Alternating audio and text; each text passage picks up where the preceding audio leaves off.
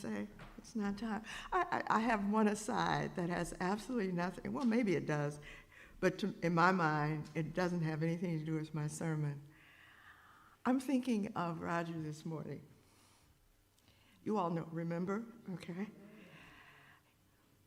He would always come up to me and say, I love what you have on. And I just think he would love my blouse, my top here from South Africa. And I just thought of him this morning. Because he knew I loved color and all of that. And thank you, Roger. I hear your commendations. Now back to the previously scheduled program.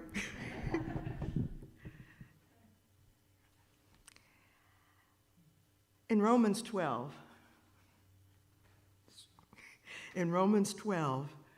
do not conform any longer to the pattern of this world, but be transformed by the renewing of your mind. Then you will be able to test and approve what God's will is, God's pleasing and perfect will.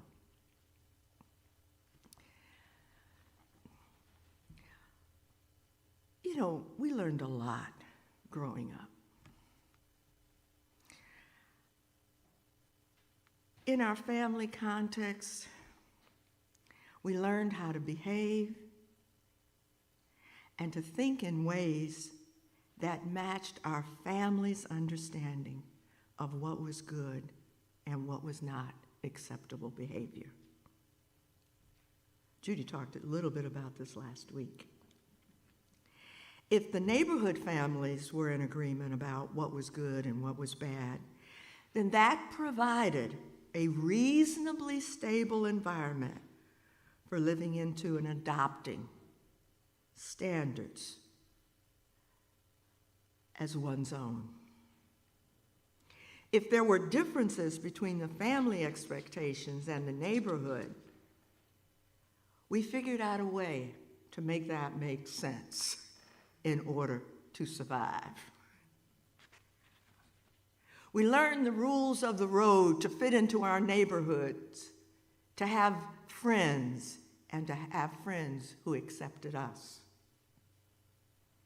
Some of us grew up in situations where the challenge was to survive in the absence of any overall sense of belonging and acceptance, or even adequate relational care.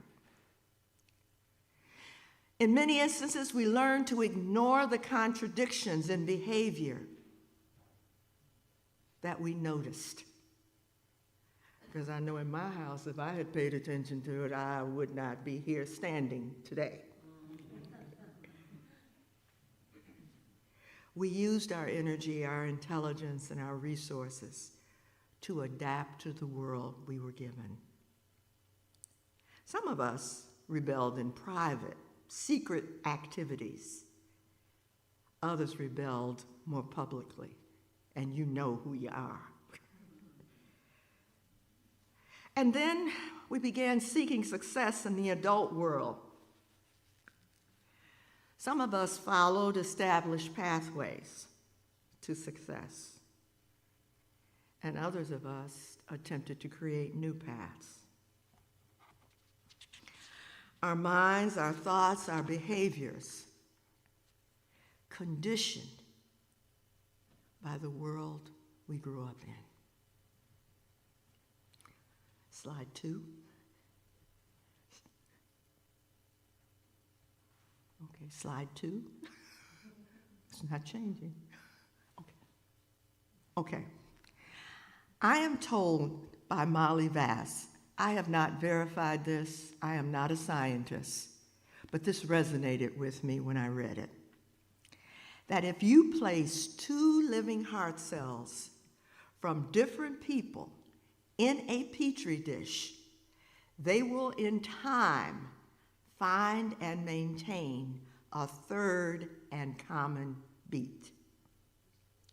Now, they must be living heart cells. And apparently they can't come from any other part of the body. They have to be heart cells. And they must come from different people. And then it takes time for them to hear the beat of the other cell and for the transformation to occur, to maintain a third and common beat. Something new and different happens that wasn't there before.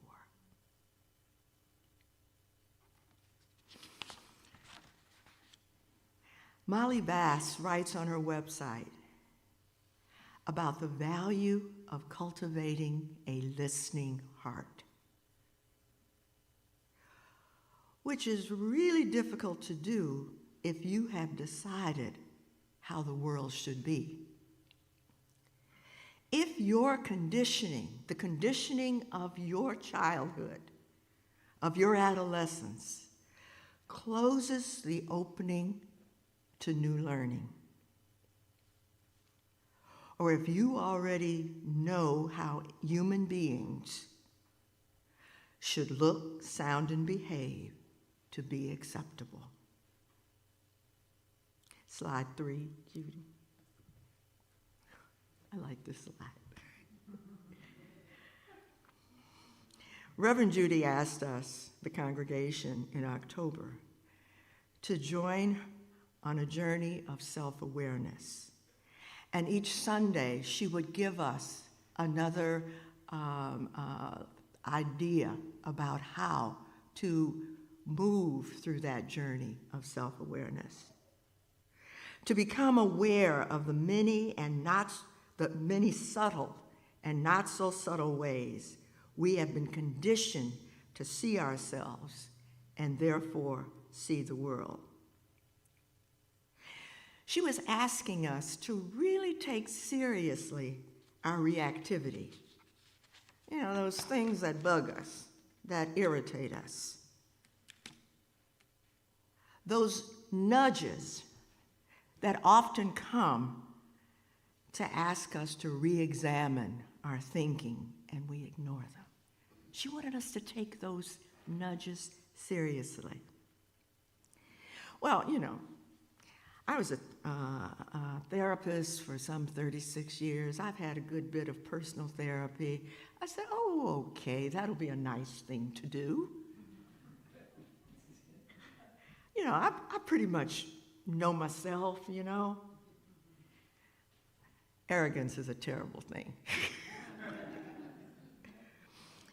So something came up, and I said, oh, self-awareness. I'm practicing self-awareness with Reverend Judy. And I asked myself some questions. I don't remember exactly what triggered it, but I do know that that process of asking myself some questions took me to a place that I had never been to in understanding myself. And I said, okay, Lord, you have my attention, and I will embark on this journey. And I was concerned that I was going to, on the Sundays I couldn't be here, I was going to miss the tips. And something said, look, pay attention. Pay attention to yourself. Our self-talk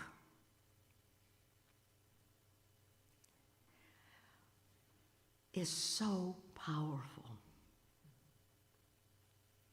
What we say to ourselves about ourselves and about the world and about other people is so powerful.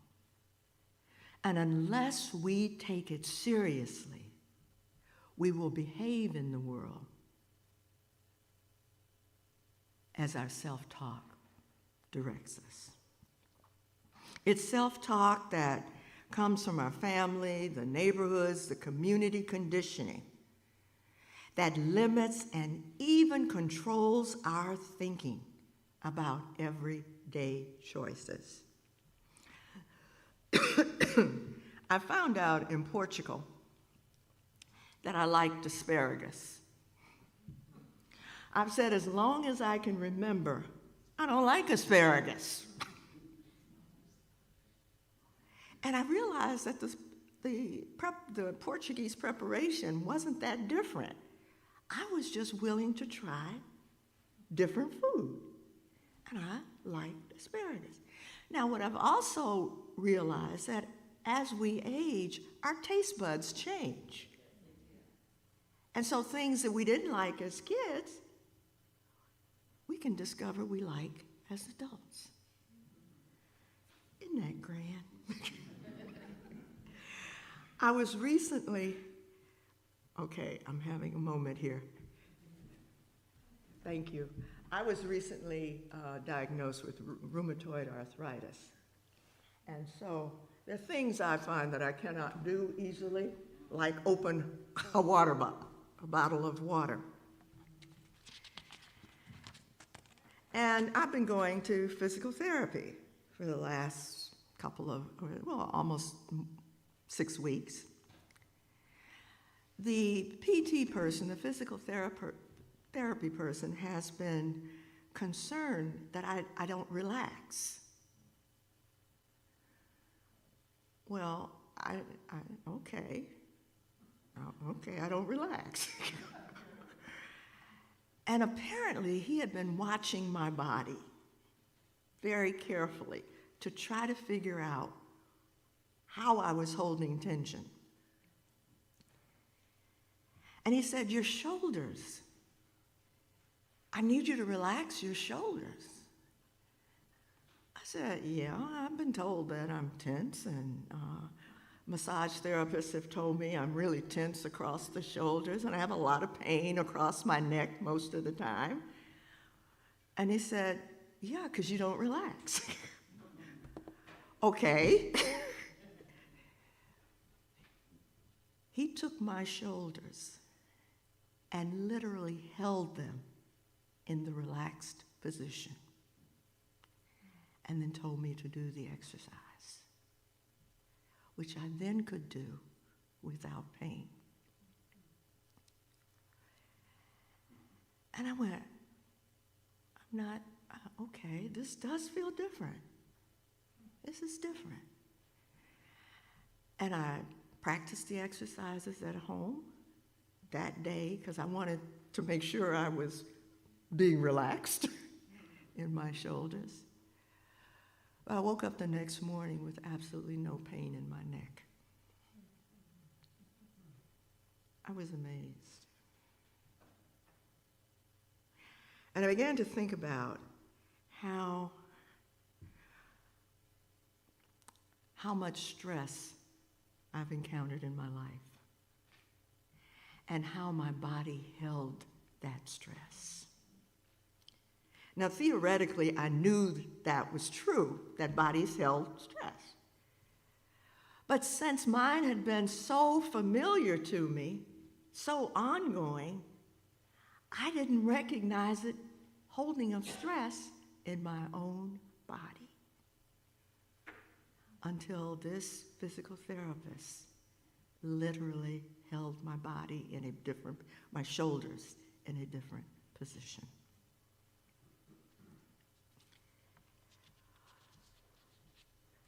He said, "Feel your shoulder in the relaxed position. Feel your shoulder in the relaxed position." Now I know how to feel my shoulder in the relaxed position. And my neck doesn't hurt.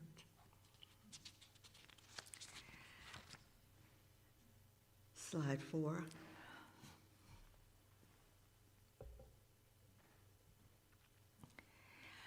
Y'all know I'm African American. I would say that to clients, white clients, when I would be working with them, because I wanted them to know that I knew I was African American and I knew that they were white, but I wanted them to be able to bring whatever concerns they had about that into the room and that I would be okay. Black History Month is important to me. It's important to me to be able to celebrate it because it provides an antidote for intergenerational trauma, my intergenerational trauma. Trauma that I've experienced most of my life in various ways. I get to celebrate that slavery was not the end of the story. It is not the end of the story, my people's story. I get to be inspired by Simone Biles and Harriet Tubman, by Rosa Parks and Ketanji Brown Jackson. These are overcoming stories. And these overcoming stories are not just for Black people, but they're for all Americans. To know that we are not tied to the past conditioning of our world, of our childhood, of our neighborhoods, of our communities. These are stories for each of us to be inspired by and to be encouraged by if we're willing to value, first of all, to acknowledge the struggle, to value the struggle, and the incredible fulfillment when one listens for divine guidance, when one's inner life is not controlled by how you are valued by others. Slide 5. I want to return to the Petri dish and use it as a metaphor. One does not transform through an act of will. You can't just get up tomorrow morning and say, I'm going to be different. Doesn't happen that way. The mind is in control at that point. The process of transformation requires preparation of your mind to allow your mind to become an instrument of your heart, not the other way around. We must be willing to develop an exploratory practice of self-questioning, letting ourselves become aware of the contradictions in our thinking. This is not about finding ways to condemn oneself. We're all human beings. This is not about self-flagellation. This is not about spending inordinate amounts of energy feeling guilty. I say guilt is worth about 10 minutes of time. Then figure out what you need to do to change. Becoming self-aware is about increasing your capacity to make conscious choices and not just operate on automatic pilot. Get to know your emotional triggers. Folks, I hate to wait in line for food. It really, I hate it. I've had to ask myself, what's that about? Where'd that come from? Part of it is when I'm hungry and I want to eat. But there were times when I was waiting on food and it didn't come, or very little came.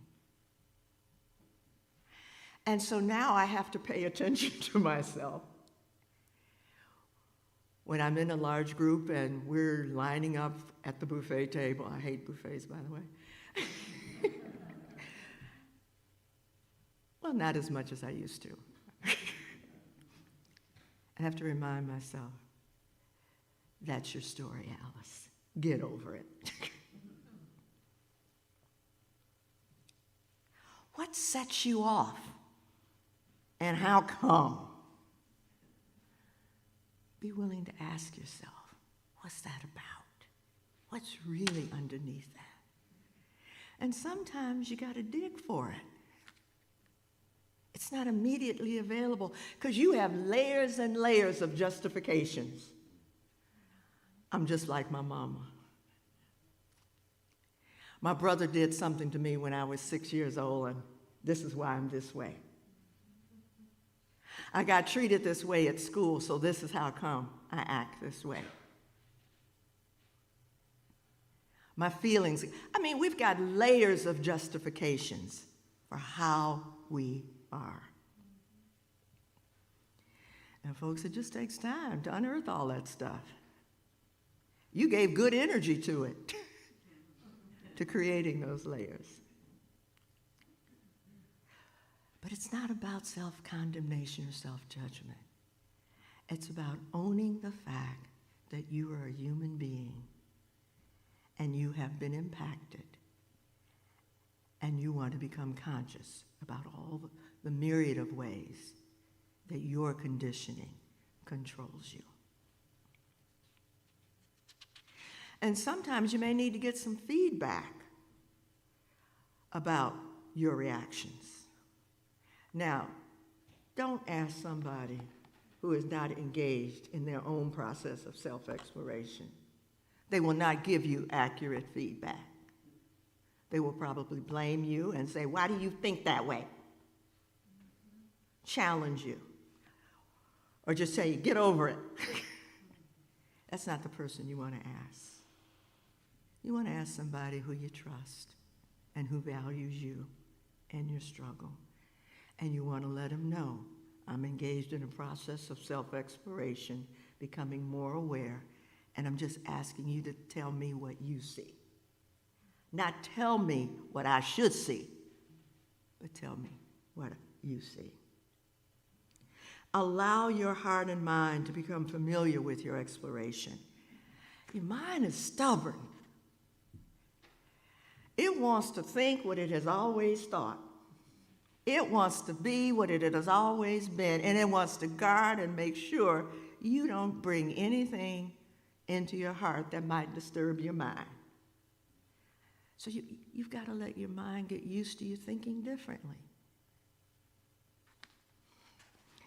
Journaling helps with that. Developing your capacity for silence and reflection.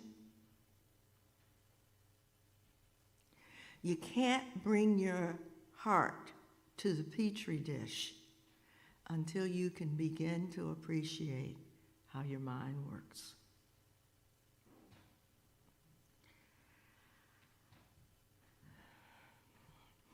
The war in Gaza is a cautionary tale for us in the United States. That is what happens when people do not attend to historical trauma. When they carry ancient beliefs forward without exploration. When they live as if the past is the present. Ancient wounds will fester and will be passed on through generations. Banning books is not an answer. Whitewashing history is not an answer. Revising history to make ourselves feel more emotionally comfortable is not an answer. By doing those things, we merely push the trauma into our subconscious, and it rears its ugly head when we get a group of like-minded people together to create a war. That's kind of simplifying it, a horrible thing, but it is a simple process.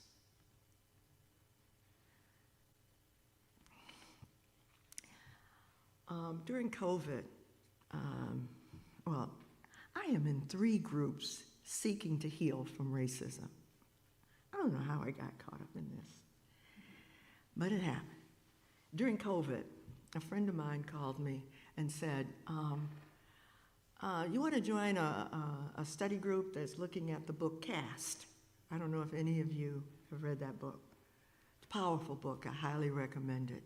Lots of data, lots of stuff in it to learn from. It was during COVID. I'm not a big fan of book studies, but I said, okay, this will put me in relationship with some people. Give me something to do twice a month for an hour and a half. It was a group made up of black and white folk. It was a little scary at first, because didn't know where the white people would come out, didn't know where the black people would come out, but we began to trust each other. The group continues to this day, meeting twice a week, now for 2 hours, discussing what it means to work to be authentically who we are in a world that doesn't easily accept authenticity. A group grew from 6 to now we have 19 people who meet on Zoom. We're trying to say we don't want any more people, because it's hard to hear everybody the larger the group gets.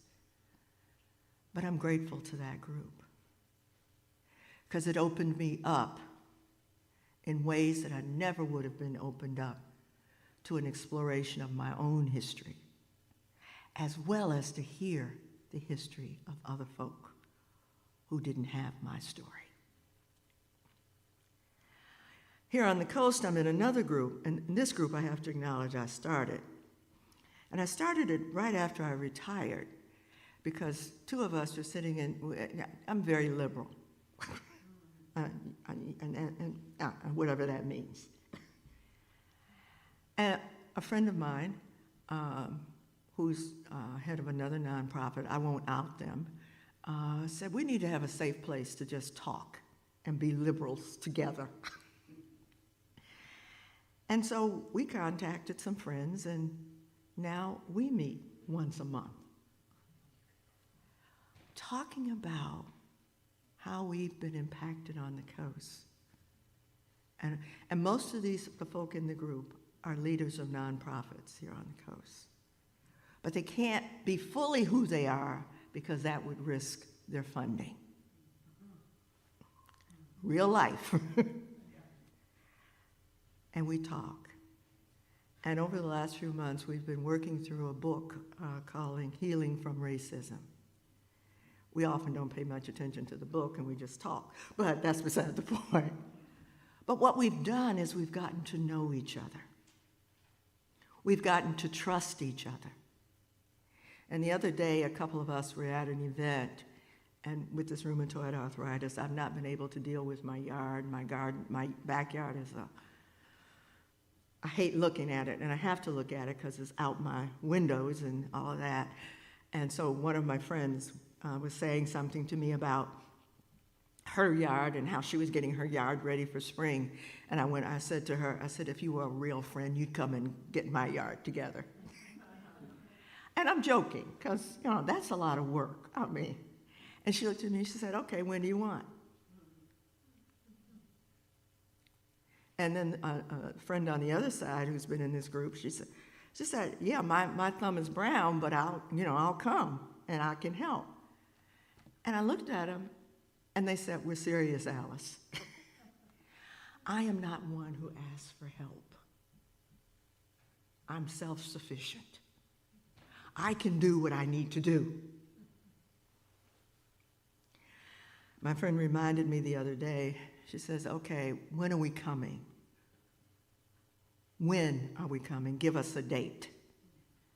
I said, sometime mid-March. Okay, that's getting close, but we need a date. and we'll come and we will work in your yard. I know I can't do it anymore. But these friends in this group who've learned to trust each other across racial lines have offered to help me around something that isn't critical. I mean, I can live without my yard, but something that will bless my heart.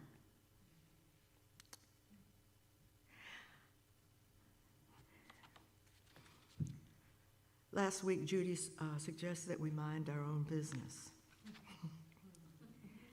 And the way I interpreted that is that I need to tend to my own soul. Not be so looking to fix everybody else. To be willing to share who I am. Now, everybody's not ready for Alice.